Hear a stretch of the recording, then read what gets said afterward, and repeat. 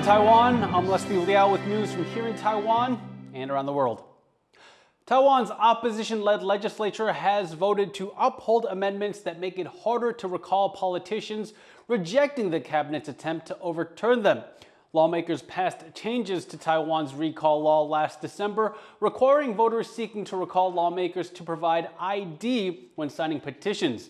The cabinet submitted a motion to reconsider the amendments a week ago, requesting the legislature hold another vote. It's the third time the opposition-dominated legislature has upheld amendments over cabinet objections. A mass recall campaign in Taiwan that's seeing supporters of the KMT and the ruling DPP launch petitions to unseat each other's lawmakers is set to get bigger and messier.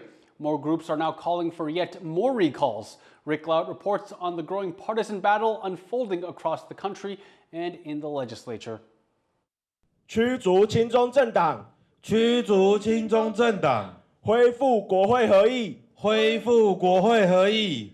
Pushing to recall en masse lawmakers from Taiwan's main opposition party, the Kuomintang or KMT, who this civil society group says are undermining the country's democracy. 但是他们今天所作所为已经超出了制衡这个范围，好，而是要瘫痪行政权，甚至夺取行政权。那这个跟人民的投票的所赋予的权利其实是并不同的。 Recalling lawmakers is the latest battle in a political war between the KMT and the ruling Democratic Progressive Party, or the DPP, who want to shift the balance of power in the country's legislature, currently in the hands of the KMT and other opposition lawmakers after they slashed the DPP government's budget. It's causing a political crisis for the party head and President Liao, who called a first-of-its-kind meeting with the heads of all 5 branches of government, including the legislature, urging unity. 在这些挑战之下，台湾必须团结一致，团结才有力量，强化国防，发展经济，建构全社会防卫韧性，并且跟民主阵营肩并肩、紧密地站在一起，也才能够因应变局。 Lai faces an uphill battle in breaking this political deadlock. The two parties fundamentally disagree on what sort of relationship Taiwan should have with neighbouring China. The DPP firmly rejects China's claims of sovereignty over Taiwan, while the KMT prefers closer ties with Beijing, says Lai and his party are provoking war across the strait, and that the DPP is working with civil society groups to fuel the recall campaign with false accusations. At the landmark meeting of top government leaders, KMT heavyweight Han Kuo-yu said the ball was in Lai's court. 呼吁行政院不要提出中央政府总预算的复议案，不提复议案的前提之下，能不能找到一条可行的路？希望赖清德总统能够停止大罢免。 Putting Lai in a particularly difficult situation. President Lai is not only the president, he's also chairman of the Democratic Progressive Party. So if he really wanted to, he could say that the party doesn't support these recall motions. Nominally, these efforts are run by civil society groups. It's not run by the party. But Ke Jianming, who's the head of the DPP's legislative caucus in the Legislative Yuan, has been an outspoken supporter of these recall efforts. Taiwan's divided government, with the president's office and the legislature in the hands of different parties, is causing some of the biggest political drama here in years. Drama that Lai Ching-te is now under growing pressure to put to an end. Howard Zhang and Rick Liao for TaiwanPlus. A member of Taiwan's Navy is being investigated over allegedly having a Chinese ID card. Sources familiar with the investigation say the target's mother, a Chinese national, reapplied for the ID during a visit to China in 2022. She reportedly told her son to keep the document a secret.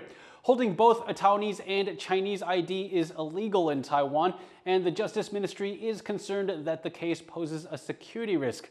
It comes amid a wave of espionage cases involving members of Taiwan's armed forces. Taiwan's military says that it's cooperating fully with the investigation. The Defense Ministry has reported one of the largest single-day Chinese incursions so far this year. The ministry reported spotting 32 Chinese military aircraft, 8 naval vessels, and 1 official ship operating around Taiwan during a 24-hour period ending Tuesday morning. Of these, 22 aircraft crossed the median line of the Taiwan Strait and entered Taiwan's northern and southwestern air defense identification zone, or ADIZ. The ADIZ is not Taiwan's airspace, but serves as a buffer zone for defensive purposes. The military also monitored 2 Chinese balloons during the same period. The U.S. and Taiwan have signed a contract for 3 air defense systems known as NASAMS, with the first delivery expected by the end of this year. With Donald Trump back in office, Taiwan could see a surge in arms sales, given his record of signing more weapons deals than any other U.S. president. For more on this, Jaime Ocon spoke to Lauren Dickey, a security analyst with the China Power Project based in Washington, D.C. With the latest arms sale now signed and Taiwan looking to work with the Trump administration, what do you think Taiwan should be looking to accomplish? I think what is probably going through the minds of officials in Taipei right now is a question of how they balance these demands for an asymmetric self-defense, which is written in Taiwan's policy, with the unknowns of the Trump administration, right? We don't really yet have clear indication of how Trump and team will approach arms sales to Taiwan. We know that there is likely to be pressure that Taiwan increases its defense spending levels, but we don't know how that will actually trickle down in day-to-day implementation. So I think Taiwan is really at this critical juncture right now. Do they spend on asymmetric systems that might be cheaper, but might give them a better, assurance against the challenges and threats they face? Or do they crank the other direction and start spending money on higher dollar, in some cases, capital and legacy systems that may or may not be the best systems for the threat they face, but could help them tick that requirement of showing they've invested more in their self-defense? There's been a lot of criticism over Taiwan spending too much for weapons that might not survive in the event of a conflict. But at the same time, this new Trump administration is pushing Taiwan to spend more on its defense. How do you think Taiwan should balance this? So I think one of the things that Taiwan might be considering is, where can we make large dollar investments to replace systems that are getting old? And things like the E2D, that's one example of where they have legacy platforms that need to be updated and replaced. And I think Taiwan, as it goes forward to try and make this presumed gesture of investment and symbolic down payment on its own self-defense, on the back end of those investments, Taipei really has to have a clear plan for, E2Ds or other systems. Are they a peacetime capability? Are they a capability that's aimed at integrating with other regional militaries and partners, whether it's Japan or the Philippines or other neighboring countries? Or are they a wartime capability? So really, my recommendation is it's not thought about as just this big dollar investment to show Trump that Taiwan is serious, but that it's thought about as a comprehensive plan for how these systems will really bolster Taiwan's defense capabilities. If you had to speculate, what could we expect from the second Trump administration in terms of Taiwan's arms sales? The volume of arms sales under Trump 2 compared to Trump 1 is going to be calibrated, frankly, by the capacity of the U.S. defense industrial base, right? It's under tremendous pressure right now from Ukraine. And so I think there's a big unknown here with how new SecDef Hegseth is able to reinvigorate U.S. investments in the defense industrial base, and that ability to bolster our own capabilities to build stuff in the States will trickle down to Taiwan, as it will every partner. That said, I do think there's a lot of potential for, this positive trajectory of arms sales, both in quantity and quality, to continue. That was Lauren Dickey, a security analyst with the China Power Project. Australia has asked for an exemption from new U.S. tariffs on steel and aluminum of 25%, which were just signed into effect by U.S. President Donald Trump. I presented Australia's case for an exemption, and we agreed on wording to say publicly, which is that the US President agreed that an exemption was under consideration. in the interests of both of our countries. Trump had previously said there would be no exceptions. Washington is aiming to ensure it, quote, never has to rely on foreign nations for critical industries, including steel and aluminum. Currently, the largest foreign sources of U.S. steel are Canada, Brazil, and Mexico, but Taiwan also ranks among the top 10 suppliers.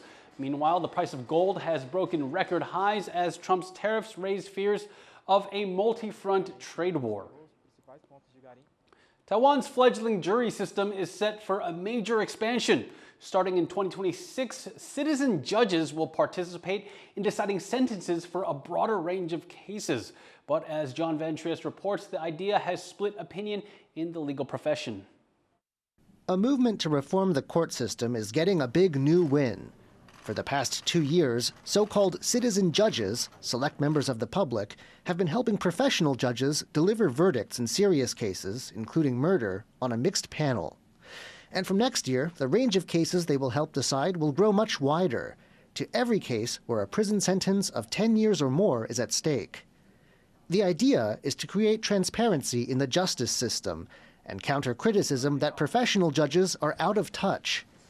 But the system has been used in fewer than 300 cases so far, and some who work with the law worry lay people aren't ready for the wider variety of cases to come.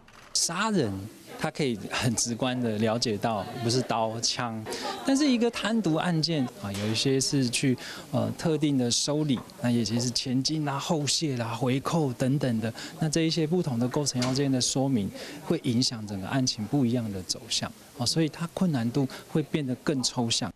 There are also fears of greater burden for lawyers, who now will need to put more effort into communicating with the non-specialists on the panel of judges.